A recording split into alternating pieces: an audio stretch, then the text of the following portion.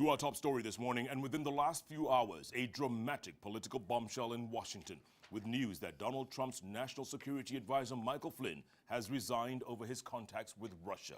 Flynn is alleged to have discussed U.S. sanctions with the Russian ambassador before Trump took office, and then misled Vice President Mike Pence and other high-ranking administration officials about that conversation.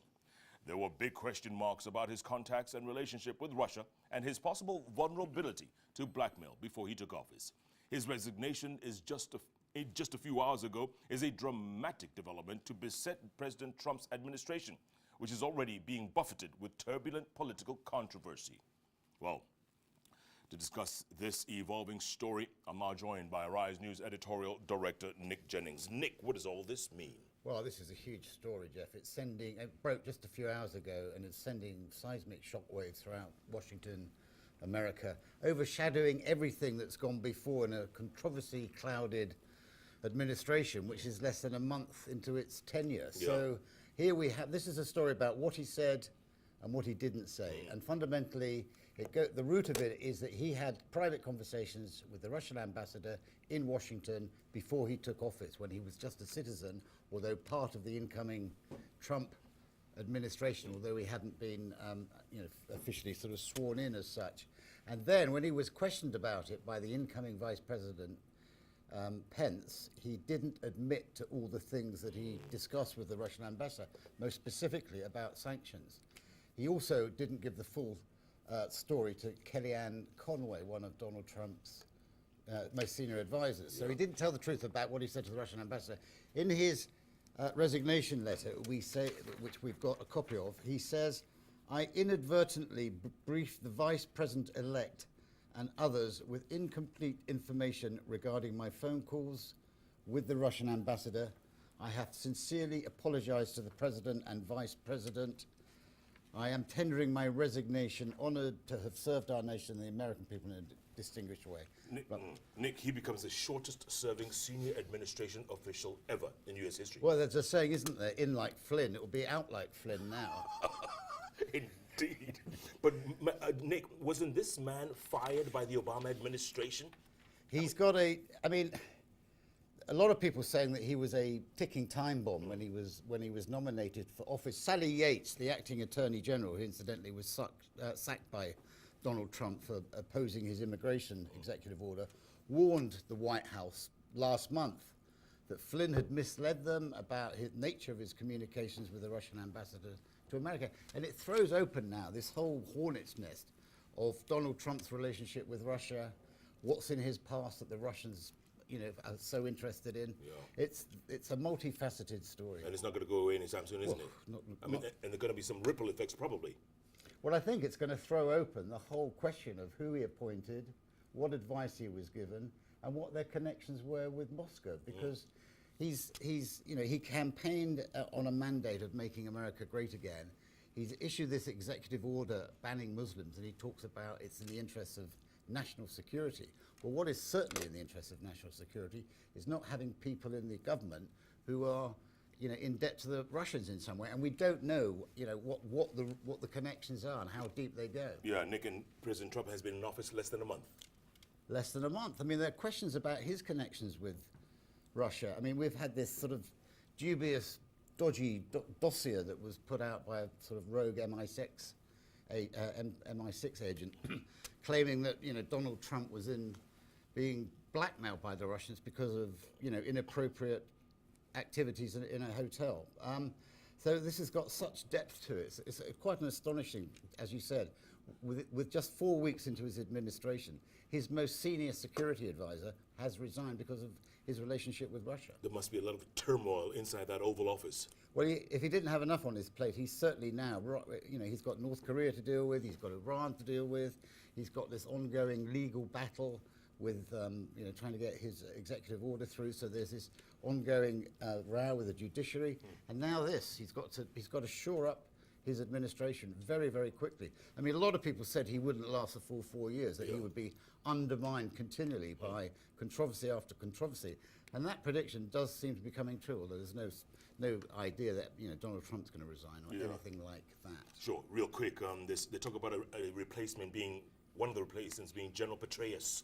Well, he's got some, you know, although he had a very distinguished military service, particularly in Iraq, he does have some skeletons in his closet, and there's some controversy over his personal life. Exactly. Wow, Nick, this story's not going away anytime soon. We'll talk about it later in the morning. Let's do that. Let's do that. Nick Jennings, Rise News editorial director. Now, in other news, the United Nations Security Council on Monday unanimously condemned North Korea's latest ballistic missile test as U.S. President Donald Trump vowed to deliver a strong response to the provocation. The council met behind closed doors at the request of the United States, Japan, and South Korea after Pyongyang announced it had successfully tested a new missile on Sunday, the first launch since Trump took office. Back in China, Pyongyang's main ally, the council agreed on a U.S.-drafted statement describing the test firing of the missile as, quote, a grave violation of UN resolutions and threatening further significant measures. The latest missile was launched from the western city of Kusong and flew east for about 500 kilometers or 310 miles before falling into the Sea of Japan. Now, U.S. Ambassador to the UN, Nikki Haley, called on the council to, quote, use every available resource to make it clear to the North Korean regime and its enablers that these launches are unacceptable. Members of the Council deplore all the Democratic People's Republic of Korea ballistic missiles activities, including these launches, noting that such activities contribute to the DPRK's development of nuclear weapons delivery systems and increased tension. The members of the Council further regretted that the DPRK is diverting resources to the pursuit of ballistic missiles, while DPRK's citizens have great unmet needs. The members of the Council reiterated that the DPRK shall refrain from further actions, including nuclear tests, in violation of the relevant Security Council resolutions, and comply fully with its obligations under these resolutions. I think we were very unanimous in saying that obviously we have to implement the very robust, strong resolution that we already have. That is a starting point, and that we will keep on watching the situation very seriously. At the same time, President Trump has been on the phone with ailing Nigerian President Muhammadu Buhari, even as he continues his extended holiday in London. According to the president's senior media advisor for publicity, Femi Adesina, Trump called Buhari and not only invited him to the White House, but also pledged the support of the United States in Nigeria's fight against terrorism. Trump also indicated his administration's readiness to help Nigeria purchase military weapons to combat terrorism, a significant departure from the previous administration of Barack Obama, which had blocked efforts citing human rights violations by the Nigerian military. The date of the White House visit is yet to be announced. Joining me now to confirm the phone call and what it means is the president's senior advisor for media and publicity, Femi Adesina. Femi, good to see you. Good morning. You released that statement, so they did speak. Oh, they did. You don't go around cooking up things like that. Otherwise, you're asking for big trouble. So right away, that means President Buhari is well. Well, that's what it means, and that's what we have always said. For me, that call is a validation of a number of things. One, validation of the condition of health of the president. And then validation of Nigeria's position in Africa. Because yesterday was like Africa Day for President Trump, and the first African president he will speak with was the Nigerian president. Absolutely. So now the president pledged to help Nigeria purchase military weapons to fight terrorism. Yes. Right? That's one of the things. He did. Which did not happen with the previous administration. Yes. Or there was resistance. Yes, the previous administration did not give Nigeria some caliber of weapons. They did some, but certain caliber was outlawed, so to speak. You know, there was this Lihi law, and under it, Nigeria could not have access to some high caliber weaponry it needed to fight terrorism. So this is a big boost for Nigeria. It is a very big boost for Nigeria. It is. And the war against Boko Haram will continue, obviously. Yes, you know that the war is virtually in the mopping up process. Whatever Nigeria now gets from America can only speed up the entire mopping up. Another thing discussed was a White House visit. Yes. That's going to happen. Well, it's an invitation, so to speak, but you know that after the invitation, there will still be the fine-tuning of it. So in the weeks and months ahead, I believe that will be fine-tuned. Do we know if it's going to be this year, Femi? Most likely, because if an invitation is extended in February, it's likely going to happen within the year. How was the president's mood when he talked to the other president? I was not there, you know, I'm Sure, in Nigeria, sure. but we have people there. Yes, what did they tell you? And what they told me was what I put in the statement, because they were within earshot during the conversation, and what they told me was exactly what they really Okay, the other question Nigerians want to know, when can we expect the president back?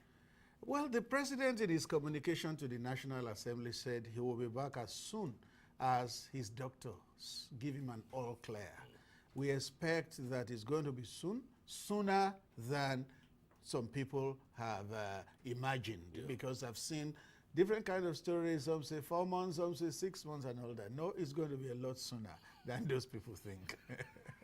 We saw a couple of pictures of him online, him with Tinubu and a couple of others. Yes. So can we expect more? Can we, reassure Nigerians more? Or is this enough, this statement, that he had a phone call with President Trump? I believe those who believe do not need further reassurance. Those who believe. And then those who are cynical or skeptical, there will be no convincing them.